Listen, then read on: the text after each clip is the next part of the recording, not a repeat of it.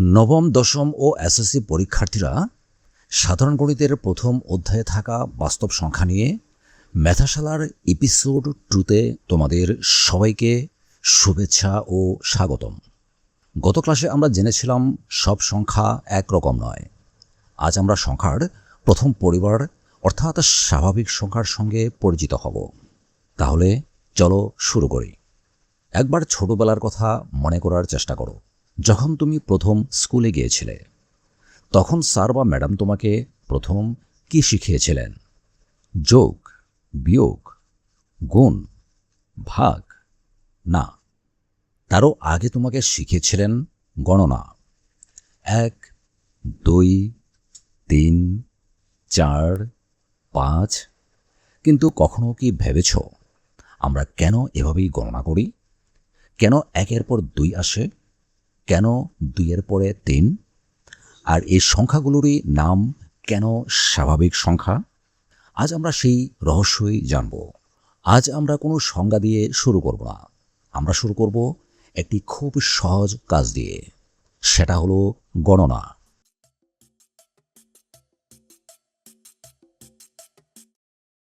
এখানে কয়টি আপেল আছে?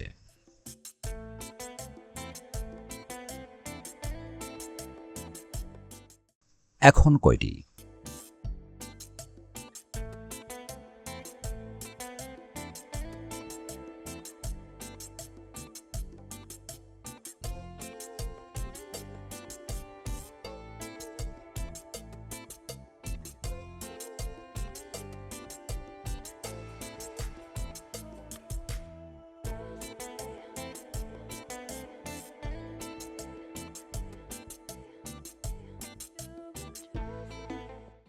লক্ষ্য করো, আমরা কি করছি? আমরা শুধু গুনছি, আর গুনতে গিয়ে যে সংখ্যাগুলো ব্যবহার করছি সেগুলোই আজকের ভিডিওর নায়ক।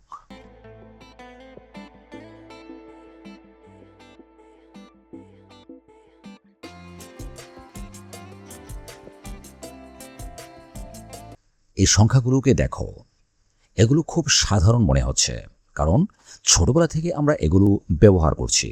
কিন্তু গণিতে এদের একটি বিশেষ নাম আছে। এই সংখ্যাগুলোকে বলা হয় স্বাভাবিক সংখ্যা। কেন? কারণ মানুষ যখন প্রথম কোনো জিনিস গণনা করতে শিখেছিল তখন এই সংখ্যাগুলোরই ব্যবহার করেছিল। তাই এগুলোর নাম হয়েছে স্বাভাবিক সংখ্যা।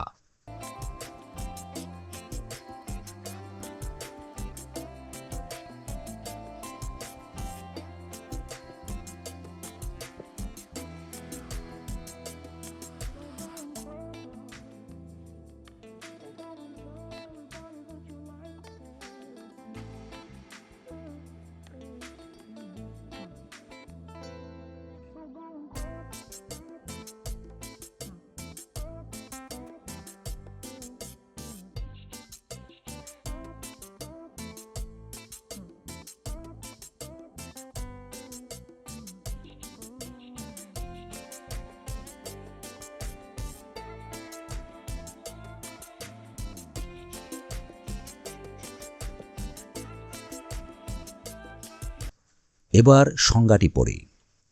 যে সংখ্যাগুলো দিয়ে কোনো বস্তু বা ব্যক্তিকে গণনা করা হয় তাদেরকে স্বাভাবিক সংখ্যা বলে। এবার নিশ্চয়ই সংজ্ঞাটি কঠিন লাগছে না, তাই না? কারণ আমরা আগে বুঝেছি, তারপর সংজ্ঞা শিখেছি। এখন পর্যন্ত আমরা জানলাম আমরা যখন কোনো বস্তু গণনা করি তখন 1, 2, 3, 4, 5 এই সংখ্যাগুলো ব্যবহার করি। এখন একটি নতুন প্রশ্ন, এই সংখ্যাগুলোকে যদি একসাথে সাজাতে চাই তাহলে কিভাবে সাজাবো? এই জন্য গণিতে একটি খুব গুরুত্বপূর্ণ বিষয় ব্যবহার করা হয়। এর নাম সংখ্যা রেখা বা নাম্বার লাইন। এটি হলো একটি সংখ্যা রেখা। এখানে আমরা দেখতে পাচ্ছি 1, 2, 3, 4, 5। সবগুলো সংখ্যা শূন্যের ডান পাশে রয়েছে। স্বাভাবিক সংখ্যা সবসময় এভাবেই সাজানো থাকে। যত ডানে যাব সংখ্যা তত বড় হবে। এখন লক্ষ্য করো, স্বাভাবিক সংখ্যা কখনো পেছনের দিকে যায় না, এরা সবসময় সামনে এগোয়। 1-এর পরে 2, 2-এর পরে 3, 3-এর পরে 4, এভাবেই চলতে থাকে। এখন আজকের সবচেয়ে গুরুত্বপূর্ণ প্রশ্ন, শূন্য কি স্বাভাবিক সংখ্যা? অনেক শিক্ষার্থী এখানে ভুল করে। চলো খুব সহজভাবে বুঝি। ধরো এই ঝুড়িতে একটি আপেল আছে। আমরা বললাম একটি আপেল। এখানে 3টি আপেল আছে। আমরা বললাম 3টি আপেল। এখন এই ঝুড়িতে কোনো আপেল নেই। আমরা বলছি 0টি আপেল। অর্থাৎ শূন্য কোনো জিনিসের অনুপস্থিতি বোঝায়।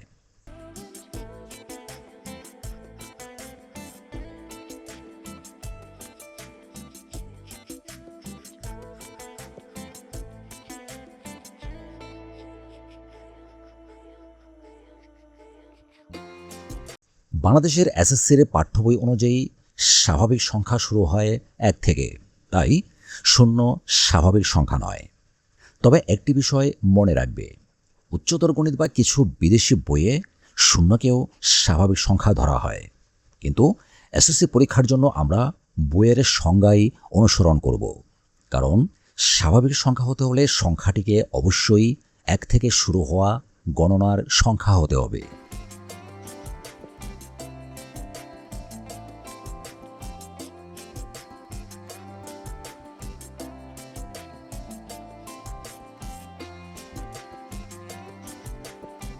ভিডিওটি এখন পজ করো, নিজে চেষ্টা করো কোনগুলো স্বাভাবিক সংখ্যা।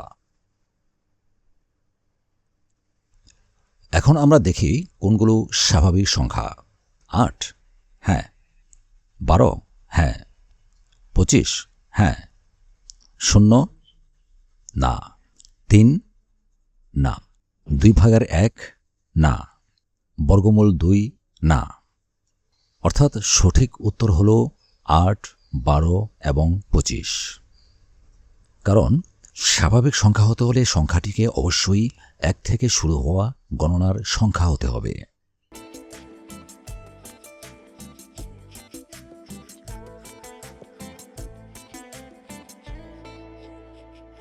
আজ আমরা শিখলাম স্বাভাবিক সংখ্যা দিয়ে গণনা করা হয়,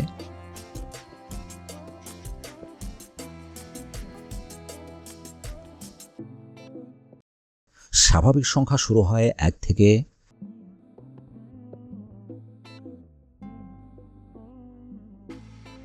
এসএসসি গণিতে 0 স্বাভাবিক সংখ্যা নয়।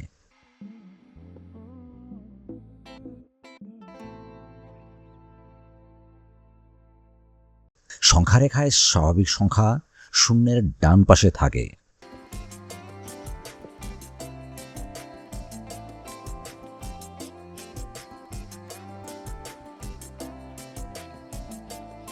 আজকের ক্লাসে আমরা স্বাভাবিক সংখ্যাকে ভালোভাবে চিনলাম। এখন একটি নতুন প্রশ্ন তৈরি হয়েছে, যদি 0 স্বাভাবিক সংখ্যা না হয় তাহলে এটি কোন পরিবারের সদস্য? এই প্রশ্নের উত্তর আমরা পরবর্তী ভিডিওতে জানব।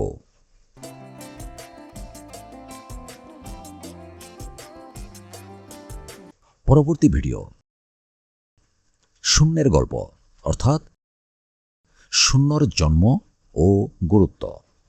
তাই অবশ্যই পরবর্তী ভিডিওটি দেখবে। আর মনে রেখো, গণিত মুখস্থ করার বিষয় নয়, বোঝার বিষয়। আবার দেখা হবে পরবর্তী ক্লাসে। ধন্যবাদ, ভালো থেকো।